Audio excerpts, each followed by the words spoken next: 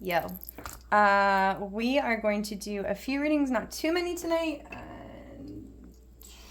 in honor of the new moon, the lunar new year, right? The moon calendar new year in Aries, and spring equinox. I thought we would do the moon oracle. I hope you're happy, healthy, and well. Please take only what resonates, leave the rest. Only you will know if this message is for you. Alright. Hope you're in that spring cleaning energy. Sure shit bit me right in the ass.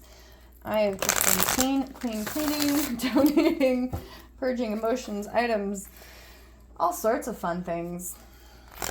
And I gotta tell you, I feel a whole lot lighter. My space is feeling cleaner. This space I kind of gave a little revamp and it just feels good. So I hope you're in that energy as well, or soon to be in that energy. All right, a message for the beautiful collective and anyone in the collective who needs this message at this time, please and thank you. I don't know if you can see it. Kind of looks like a boob. I was trying to do a heart. There it is. All right, message for the collective, please and thank you, Spirit. New moon energy.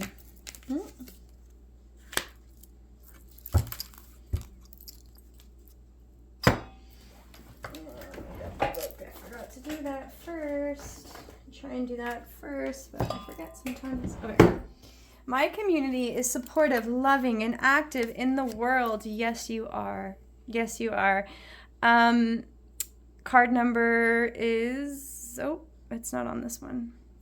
Here's a ton of new moon energy, right? We have the crescent moon, we have the new moon surrounding this full moon energy, crescent moon here, very much a new moon energy. So this might be currently in your energy at this time. Maybe you are feeling supported by your community, and I love that. I really do hope that. Because I mean, that is the idea, right? To be supported and to be supportive of those in our community. How do we do that? By being loving and extending that love with our actions, right? And I feel like in a healthy setting, whether this is in a large setting with like a bunch of people, or just even in your community, your family, your immediate loved ones, right? And self as well. We start with self, but loving and active in the world, right? How do we, in a healthy, healing state, when we love something, we back that up with actions. It's fine and great to say you love somebody, right? But what does love mean? I mean, I've come from a family where love is like a word that, you know, I know some families that like rarely ever say I love you, but like there's other families like my own who say I love you to everybody, right? It's like, I love you, we just met, I love you.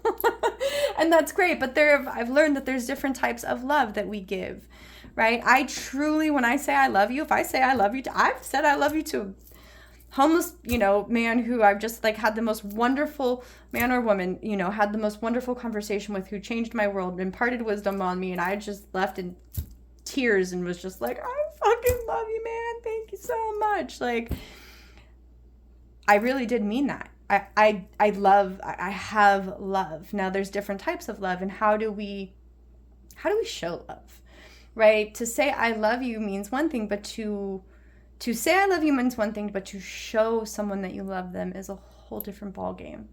How do we do that? Backing up our words with our actions, and being the love that you would like to see in this world. What does that mean? Like, how do you show up? First, you have to show up for yourself, right? You have to learn that you can't show up for other people if you're not showing that same respect to yourself, because you're not going to know what that looks or feels like on somebody else if you don't do it to and with yourself first. And I think that's a really hard one. I think that's a really, really hard one because, depending on how we were raised or, environment, all of these things, there's so many things that kind of go into that, right? But that's not an excuse for not learning how to love ourselves. We may not have been shown love, but we can always learn how to better love ourselves. And that is a journey for life, right? We can always love ourselves better. Just because we've learned how to love ourselves one way doesn't mean that cannot evolve into something else. And that carries on outside of ourselves. Once we fill our cup enough, speaking of enmity, once we fill our cup enough, then it overspills. And where does it overspill? It overspills into our loved ones, right? The ones closest to us. And as we continue to love ourselves and as we continue to love those closest to us, then we get love in return, that real love, that real support, the kind that maybe we never got as children, right? Maybe you never got as a child. Maybe you needed that. Maybe you craved that. Maybe you didn't get it, or maybe you did. It doesn't matter. It's not unattainable. And then as we love, as we learn how to love ourselves, as we learn how to love, our partners better, have healthy relationships, or our children, or whatever, it extends past that, because we have so much love that we've now given others, and healthy love that's come back to us, that we can even extend it further than that. How do you do that? In your community, right? How do you do that? You support local artists, you support local businesses, you can support local politics, whatever it is that brings you a sense of a community. You can go to a community garden, you can do community art projects, you can do beautification projects for your community, right? Or you can go to someone else's, but I suggest starting in your community, because this is where you're spending your time, your energy. And I think that if we all just took a little bit of time to kind of invest within our own communities, imagine just how beautiful that could be, right? Yes, it's great to kind of extend our time and efforts even further than that, right? Once we've invested time and energy into our own community, great. Now our community is giving back to us. Not only are we giving ourselves love, and the people, our friends and family, and then our community gives us love. So now we can take our cup, because it's even more full, and extend it even further into other people's communities, right? It's kind of the idea of paying it forward. And it just is a trickle effect.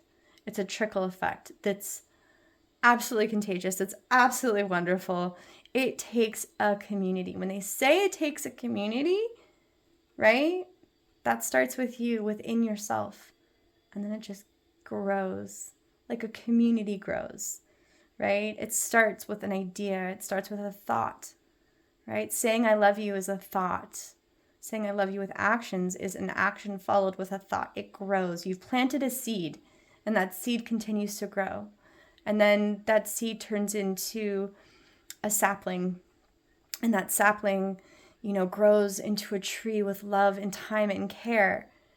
And then that tree potentially could provide fruit, shade, shelter for so many things that surround it. That could be you, right? You can be part of what provides that for other people within your community, but that starts with you planting the seed of love in you first.